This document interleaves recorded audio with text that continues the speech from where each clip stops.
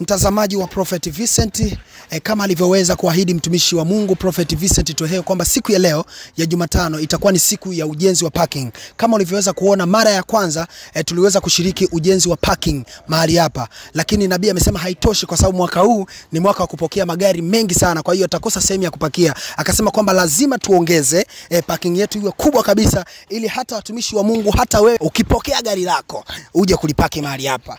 Kama unavyoweza kuona ujenzi unaendelea na kila kitu kinaendelea mahali hapa. Basi siku ya leo ni siku ya ujenzi. Pia unaweza kushiriki. Kama mara ya kwanza, watu wengi tumeona sana wakishiriki kupitia sadaka yao kutoka mikoani, nje ya nchi, wanashiriki katika ujenzi huu wa parking. Basi hata wewe hata sasa hivi una nafasi. Pia unaweza kuja kushiriki kwa nguvu yako mwenyewe kwa sababu muda bado upo. Tuko hapa paka jioni, baadaye unaweza kuchukua nafasi hii kuja kushiriki katika ujenzi. Kama unavyoona tumevaa nguo za kazi na tuko kazini. Kwa hiyo kwamba hata wewe unaweza kuja kuingia kazini. Ila pia kama utaweza kufika, basi unaweza kusema mimi najiungamanisha na mtumishi wa Mungu Prophet Vincent, hata kwa sadaka yangu niweza kujiungamanisha katika ujenzi wa parking. Sio kupokea gari tu, hata kupokea yale makubwa ambayo unayatarajia kwenye maisha yako, katika familia, kupona magonjwa, kupona kila kitu. Unajua kupitia sadaka bwana, kila kitu kinawezekana kwa sababu sadaka inaunganisha madhabahu, inakuunganisha wewe na madhabahu. So ni kwamba mimi nikutakia wakati mwema.